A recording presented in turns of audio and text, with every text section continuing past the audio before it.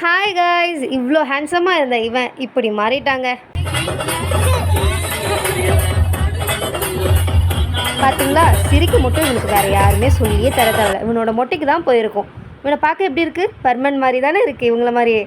அவனை உட்கார வைக்கும் போதெல்லாம் எதுவுமே பண்ணல, ஆனால் படுக்க வச்சோடனே அழுதான் பாருங்க. கொஞ்சம்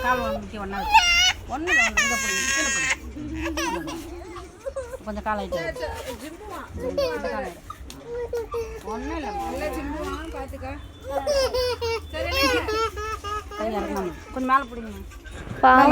ஆனா இவனை வச்சுட்டு அந்த ஆன்டி பட்ட பாடு இருக்கு. அந்த ஆன்டியால கூட இவனை சமாளிக்க முடியலங்க.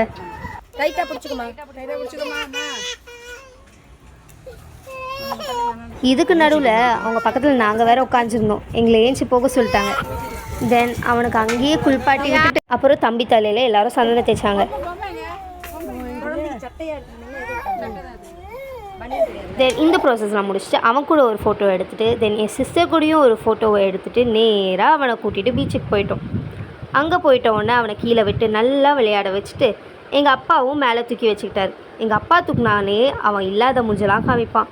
நாங்கள் ரோட்டில் நடந்து போகிறோமோ இல்லையோ, எங்களுக்கு பின்னாடி வரவங்க எல்லாருமே அவனை பார்த்து ரொம்ப கொஞ்சிக்கிட்டோம் சிரிச்சுக்கிட்டும் வந்தாங்க. இவன் மொட்டையோட நல்லா இருக்கானா இல்லை மொட்டை இல்லாமல் நல்லா இருந்தானா நீங்கள் கமெண்ட்டில் சொல்லுங்கள். பாய்.